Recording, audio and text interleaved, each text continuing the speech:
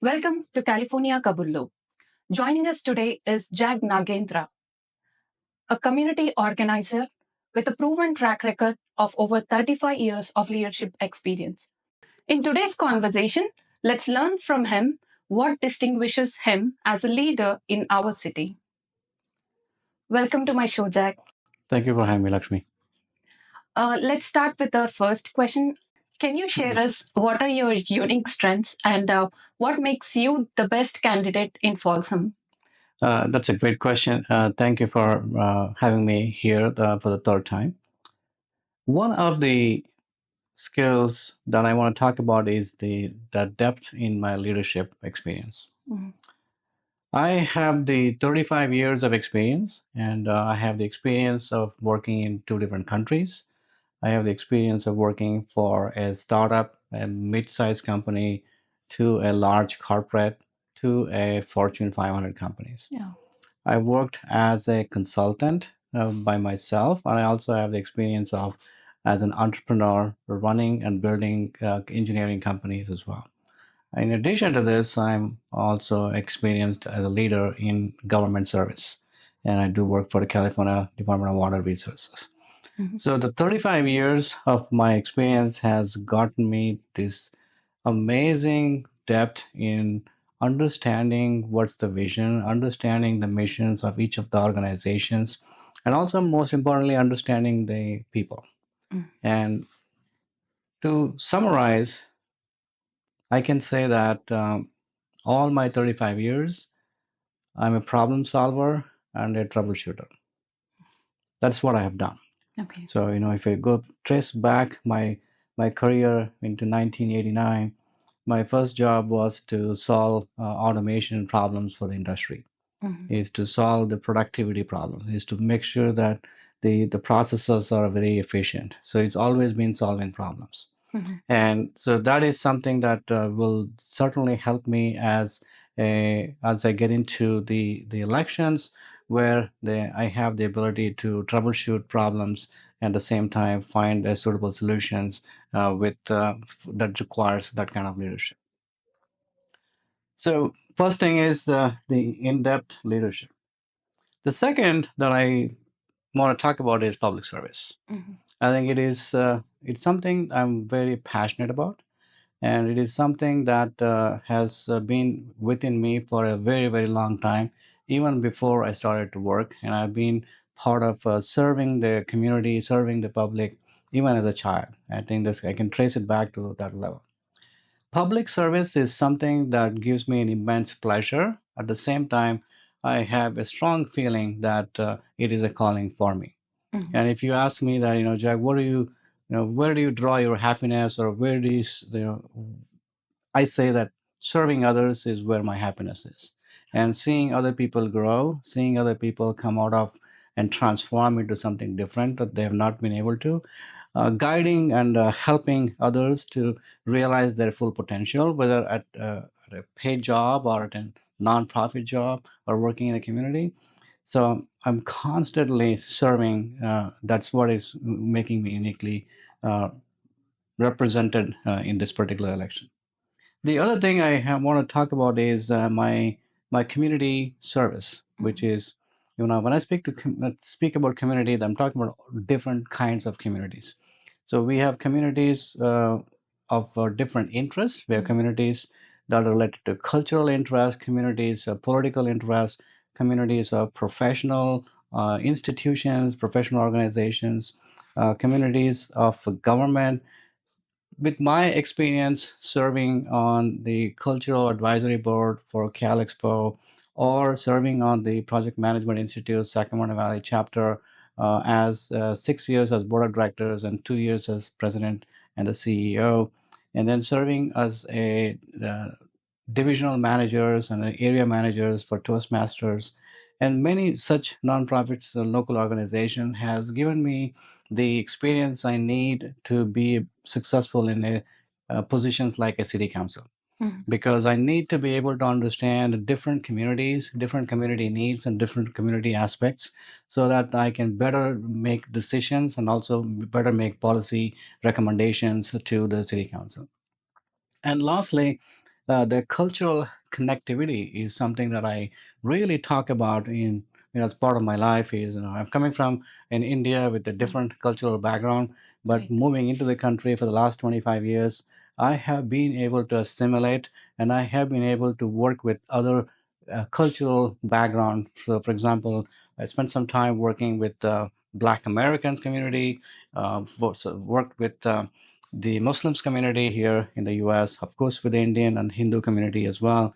And on top of that, I have worked with the Asian community as well. I've played No. various different roles in each of these communities Mhm. with one goal to understand what the needs of these communities are and what is that as an elected official someone needs to be caring for these communities, and how can we uplift these communities from where they are, which is the main goal.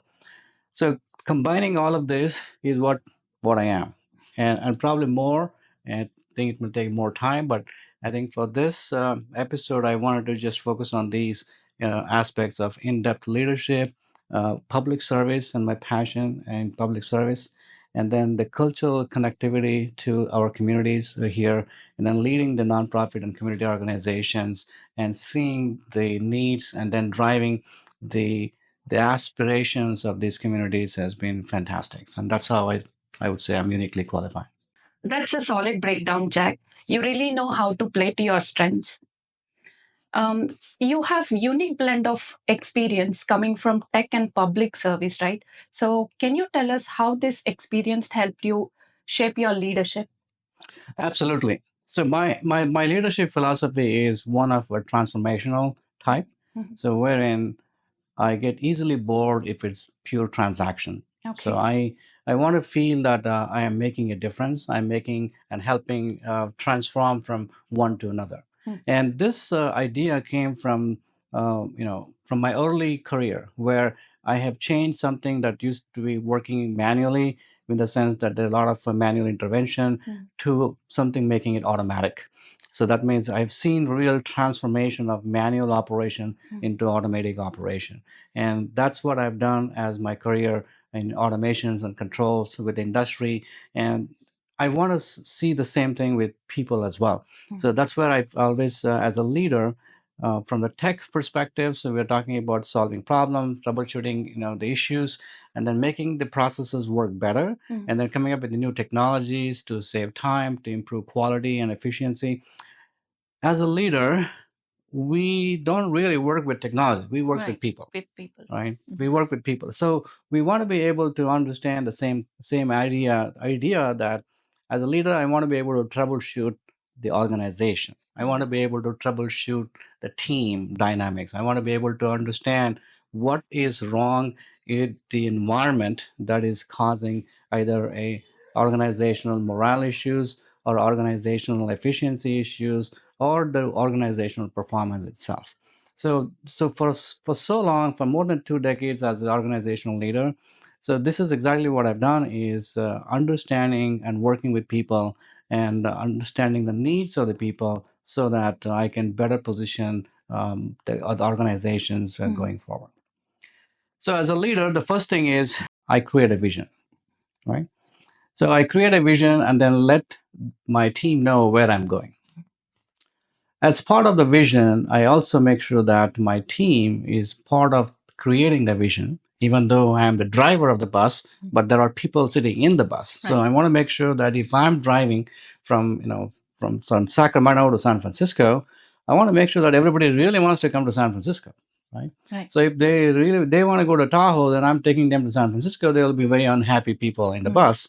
So that's the same idea, is that I want to make sure that before I start driving the bus towards San Francisco, I want to talk to everybody, make sure that I explain the value of going to San Francisco Mm. instead of going to Tahoe, right? Right. So I need to understand each and every person, what their values are, what their interests are, and that's how we create a vision that comes into the play.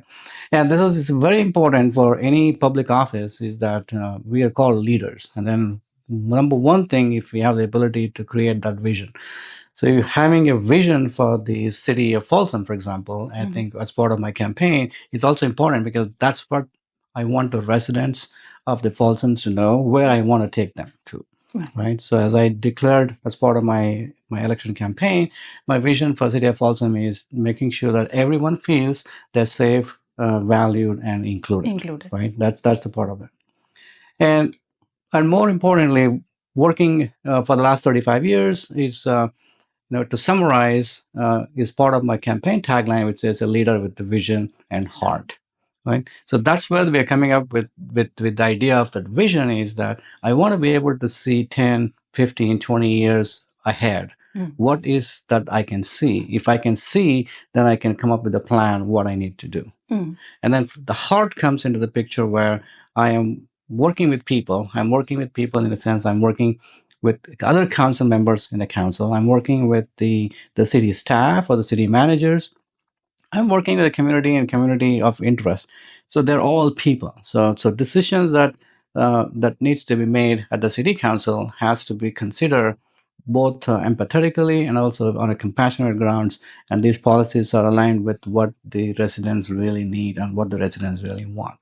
Mm-hmm. So this is one of the things I'm looking at, and the third thing I want to talk about is building organizations. So it's like, building cities and building communities is very similar to building organization. Mm. And I do want to talk about a difference there. One is when we try to build organization, we're all getting paid, Right. right? So Right. you're getting a salary, and then everyone is getting a salary, and then you have the expectations. Then everybody works towards that and making sure that, we build this organization. I do have that experience of building organization, and when we look at the council and the city, we're not really getting paid to do the job. At the Right. same time, we have to get the job done, and we the residents are the boss. It kind of reversed role that we are playing. Mm-hmm. The residents are the boss, and the council members are working for the residents. But corporate setting, you're a leader, you're the boss, and everybody works for it. Works It's for you. completely reversed. So that requires a different mindset. Coming from the corporate world, I cannot have the same mindset that I'm the leader and I will tell people what to do. When we move into public service, it's completely reversed. Different. Yeah. So the idea and the mindset that I have is that the residents are the leaders, so they are the heroes, and we are just there to guide them. We're just there to help them, right? So that experience came from being involved with nonprofits. Oh. Worked for almost 15 years in a nonprofit area where we're not getting paid any salaries either. So it's all volunteers, and then running the volunteer organization is tough because you can't demand, you can't order, you can't really punish people for doing things right or wrong. Mm-hmm. And so that is the experience that is what I'm going to bring to the city council as well. Mm-hmm. So both the worlds of corporate and the professional experience in the public sector and the nonprofit and the community organizations, and that's the perfect blend that I want to bring it to the city as well. Sounds like these experience really give you a unique perspective on how to lead city with vision and heart. So, coming to next question, do you think emotional intelligence is going to give you an edge as a candidate? I think so. And the reason I think so is, as I explained before, as a leader, we have to listen. Right? It is extremely important that if I keep telling my anyone who seeks my advice, I say, if you don't have the listening skills, don't be a leader, nor don't go into politics, which is not going to be very, very helpful. So that's what I've been practicing for my entire career, is to be a better listener and practicing active listening skills, and also being able to understand my emotions, understand how I feel, and then understand how to respond. And all of this, I don't have a manual that I have to refer to each time I'm in a situation, but I have been able to internalize all of these processes for real time purposes. So what you get today from me, what you see me is the process has taken 20 years in internalizing the emotional intelligence, and then it is all real time that's coming, what you get out of me. So as a better listeners is going to be extremely important. And then this the second thing is that as leaders, we have to communicate. We have to communicate what our vision is. We have to communicate what we see the issues are. And then we also have to communicate what the priorities are that we're focusing on. And we want to be able to guide the residents in solving the problem as well. So, in order to do each one of these, one has to be a better communicator, right? One has to be a better communicator, and not just talking, but being able to clearly and concisely lay out the issues, lay out the alternatives, lay out the options, and be able to pursue the residents or the council members in solving a particular problem, right? I think the EI skills that I have, that I built on, is the foundation for my communication skills. And one of the things I have worked on for a number of years is to make a complex issue a simple issue for people to understand. Is to explain a complex phenomena like EI into smaller things like merging a lane on a freeway. Is to people to explain that that's what EI is all about. It means you're responsible for safely merging a lane into the freeway, and also the person behind you, the person in the front, they're all responsible, right? So that's the beauty of what my experience is able to take the complex problems and explain to people in a simple terms. If you use a lot of jargons and if you use a lot of complex phenomena, my residents may or may not be able to understand. I do believe that all my residents are smart enough to understand, but we need to be able to articulate the issues in different ways, in different methods, because not everyone understands the same way, right? So I think the EI is going to give me that edge in being able to articulate these issues and being able to respond to the citizen concern and so on. Third thing I want to talk about is the ability to work with anyone. Okay, so the EI is the key for me to work with anyone. One, I need to have the empathy, and also I need to have the interest and willingness to learn other people' interest. And to do that, again, it goes back to the skills of listening, being able to communicate, and so on. Since I've been working on this for many, many years and also helping other people to develop similar skills, so for me, I'm in a very perfect position to be able to get involved in any situation and keeping my emotions at check and being able to respond, being able to look at what the real issue is and not the personalities or the people associated with that issue, but is this something an issue that needs to be solved, and how can we solve the issue, right? Most of the times what we have seen, and you also seen, is that we focus too much on who is the issue bringing in and rather than what is the issue is. And it happens in the corporate world, it happens in the community, it happens in the government as well. But we need to have the leadership with the emotional intelligence skills to separate the persons or the people from the issues, so that we're not solving the personal problem, we're solving the issue that is hindering the progress the city is wanting to make. Those are the skills that I'm going to bring. So how does it help? Is it helps bring establish a culture of an environment within the city council and also within the government that is more innovative, that is more of the strength we want to work with, rather than looking at it from egoistic purposes, and also rather than looking at it from what's in it for me, right? Just, it's nothing personal, right?